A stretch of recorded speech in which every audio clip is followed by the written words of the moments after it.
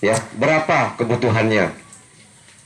Ya, jadi dalam planning itu, dalam perencanaan, bukan kita berpikir hanya budidaya, tapi ingat Pak, ya, budidaya tidak akan menghasilkan ketika kita ya tidak kebetulan.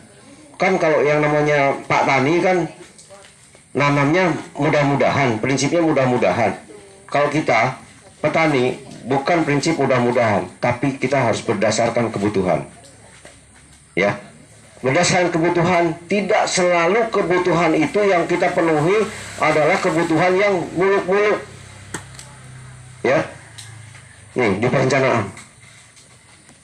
Ya, nah nanti di organisasi kita mengorganisasikan bagaimana budidaya, pengolahan lahan dan lain sebagainya, pengolahan lahan, terus tanam, terus pasca panen seperti apa.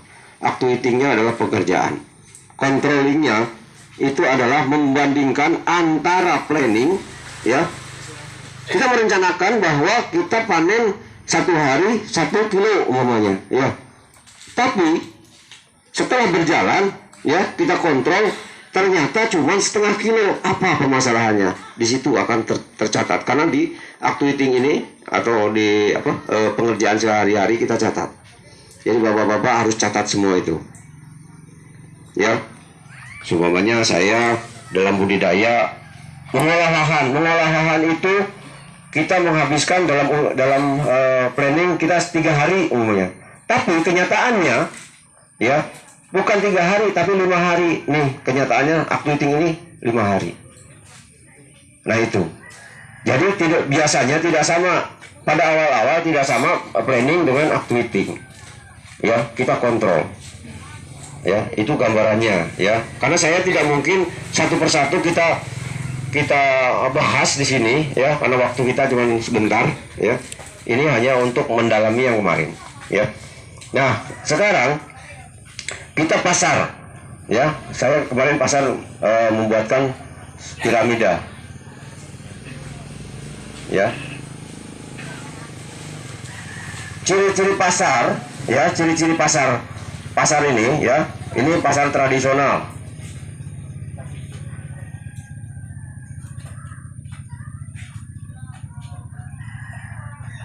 Ini kelas yang ini supermarket. Apa ya supermarket tuh, submarket aja ya.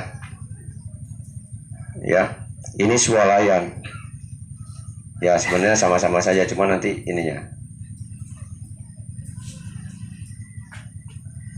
Ya, ciri-cirinya kalau kita mau masuk ke pasar tradisional ya, barangnya apa saja masuk. Kalau timun bungkuk juga masuk. Dan kebiasaan kita pemasok pasar tradisional itu biasanya ngumpetin barang bungkuk ya. Kalau timun bungkuk kita umpetin ya, semuanya karung. Nah ini orang yang di sono tapi dia di sini enggak kayaknya ya. Jadi harus sini Pak, bagus-bagus ya. Nanti tengahnya yang bengkok-bengkok begini. Tengah bengkok-bengkok begini. Ini bagus. Ini biasanya ya diterimanya jualnya ke pasar tradisional di sini. Ya. Kalau dalam karung ini bagus-bagus, ya. Bagus-bagus, ini biasanya larinya ke sini. Dan kalau barang bungkusnya bukan karung, ya, di packing umumnya ini timun, ya. Timun. Ya, timun lah Bu ya. Dibungkus rapi-rapi, ini biasanya larinya ke supermarket. Jadi kita kenali dulu, ya, pasar mana yang akan kita tuju. Ya, apakah pasar tradisional, swalayan atau supermarket. Nah, yang jadi permasalahan kita, ya, kita bisa saja mau masuk sini. Kadang-kadang yang bingung adalah bagaimana kita menawarkan barang. Ada 3 metode untuk menawarkan barang. Loh, sini jalan loh. Ya, 3 metode. Ini kaitannya dengan fisiologi. Bapak-bapak ketika menawarkan barang, ya, ada 3 cara. Yang pertama, Ya, nawarkan barang nih Pak ya. Saya punya barang, umpamanya nawarkan ke warung. Ya. Yang pertama itu biasanya kita bicara. Ya Pak ya. Bu mau barang anu ya. Kita bicara.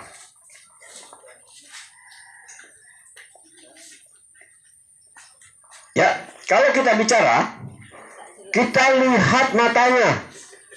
Saya nawarkan barang nih ya Pak ya. Bu, nawarkan barang. Nih Bapak maunya yang mau beli barang. Ya, kita lihat, Pak, saya mau nawarkan spidol. Itu. Nah, kita lihat matanya. Kalau matanya lihat ke atas, ke kiri dan ke kanan, berarti dia tidak bisa diajak untuk berbicara. Tadi spidolnya nggak dibawa nih, ya. Saya ngobrol, Pak, saya mau nawarkan spidol gitu. Tapi kalau ada respon, dia akan ngajak ngobrol terus. Dia akan ngobrol terus. Umpamanya diajak bicara, respon. Dia akan bicara terus.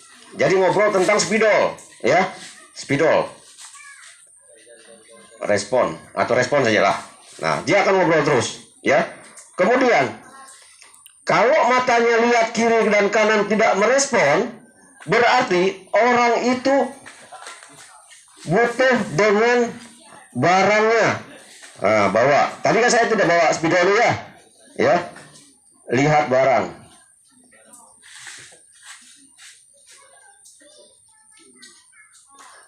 Oke, lihat barangnya. Jadi Pak, saya mau jual spidol, barangnya seperti ini. Itu, ya. Kita lihat lagi mukanya. Kalau mukanya dia masih lihat kiri dan kanan dan tidak merespon, berarti dia tidak suka dengan melihat barang. Kabur, Pak. Ya, kabur. Enggak, Pak. Tidak respon ya. Tidak respon. Ini tidak respon. Berarti itu ada trik terakhir, yaitu dengan bacaan. Ya.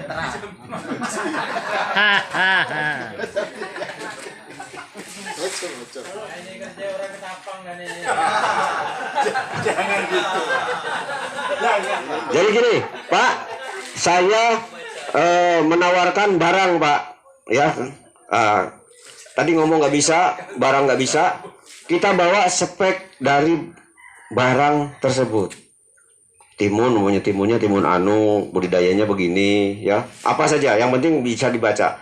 Insya Allah dengan 3 metode ini manusia terdiri dari biasanya dia 3 eksponen, matanya, pendengarannya, ya, dengan IQ-nya. Dia baca. Ini akan mendapatkan respon. Itu cara untuk menawarkan barang untuk menuju ke sini. Ya. Setelah ada respon dari pemasaran tadi di sini, ya. Kita beranjak kepada tipe yang kedua, ya, langkah yang kedua. Apa? Kita tanya berapa kebutuhan Bapak. Nah, berapa kebutuhan Bapak?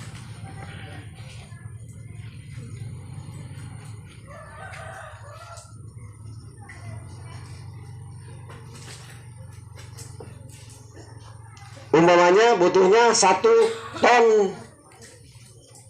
per hari. Ya. 1 ton per hari. Karena kalau pedagang, ya, saya ulang, pedagang itu tidak bisa kita berjualan ketika dia butuh setiap hari. Umumnya 1 ton sehari, ya kita siapkan 1 ton 1 hari, ya. Umumnya dia butuhnya 1 ton sehari, kita kasih 10 ton, dia tidak akan mau nerima. Paling-paling bilang boleh asal harganya sekian, jatuh, ya, seperti itu.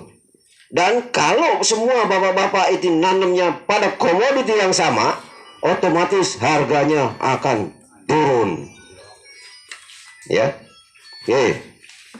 Jadi umpamanya tadi kita kebutuhan 1 ton sehari. Barusan saya ngobrol masalah apa tadi, Pak? Bukan, keladi. Teman kita SL yang tahun kemarin, ya Pak ya, itu keladinya 1 hari dia support itu 1 ton 1 hari. 1 ton 1 hari.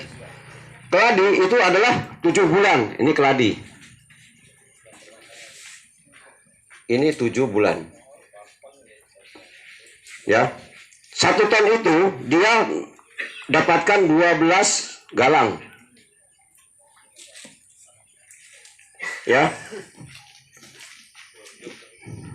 Jadi 7 bulan berapa hari? Ya, kali 12 galang. Ternyata di sana hampir 2 kecamatan tanam keladi. Ya, ini di daerah Seponti keladi. Mentas, ya, itu keladi juga. Ya, untuk apa? Dia bersama-sama untuk menutupi 1 ton ini. Jadi kalau kita bersama-sama berkelompok atau bahasa kemarin siapa Pak ini kita jemaah ya, ini adalah satu program yang berjemaah. Tidak menutup kemungkinan bapak-bapak di sini bisa untuk seperti ini ya, kita berjemaah aja. Kalau sendiri wassalam Pak, kalau menanam keladi untuk 1 ton 1 hari. Iya Pak, bayangkan saja ini 7 bulan kali 30 berarti 210. Ya. 210 galang. Berapa puluh hektar Pak? 210 galang. Jadi kalau kita tidak berjamaah, mustahil untuk bisa menutupi 1 ton. Kenapa? Kuncinya adalah kontinuitas. Bapak-bapak tidak perlu nanam cabai sekaligus 1 hektar. Pasarannya masih dalam kondisi mudah-mudahan. Ya, tetap saya tidak akan setuju. Walaupun ya cabai itu pas mahal. Iya, kalau pas mahal. Kalau giliran 12.000 nangis. Ya. Ya. Coba kita pikirkan dari ini, ya, apakah betul yang saya kerjakan seperti itu, ya, atau ada trik yang lain, ya? Kita nanti masalah harga, ya, harga ini ada murah, ada mahal, betul, ya, pasti harga itu ada murah, ada mahal. Ketika banjir akan murah, taruh ini murah, ini saja dulu, murah. Ini biasanya murah karena panen bersama-sama. Ya, kalau kita ambil statistik murah itu berkisaran 2-3 minggu. Kesananya mainnya bulan. Ini posisi stabil dan mahal.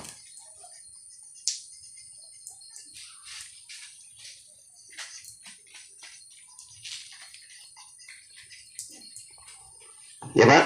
2-3 minggu itu biasanya murah karena panen sama-sama. Petani Indonesia biasanya secara umum dia akan panen sekaligus. Ya, panen sekaligus sehingga di pasaran menjadi banjir. Anjlok. Ketika panen sekaligus ya, tidak mungkin bisa 2-3 bulan. Pasti di sekitaran ini, nggak jauh. Bahkan biasanya cuma beberapa hari saja. Itu. Loh, sebentar, semut gigit. Semut betina. Ya. Sedangkan yang lain pada kondisi stabil dan mahal. Maka dalam penetapan harga, seumpamanya kita berbicara cabai.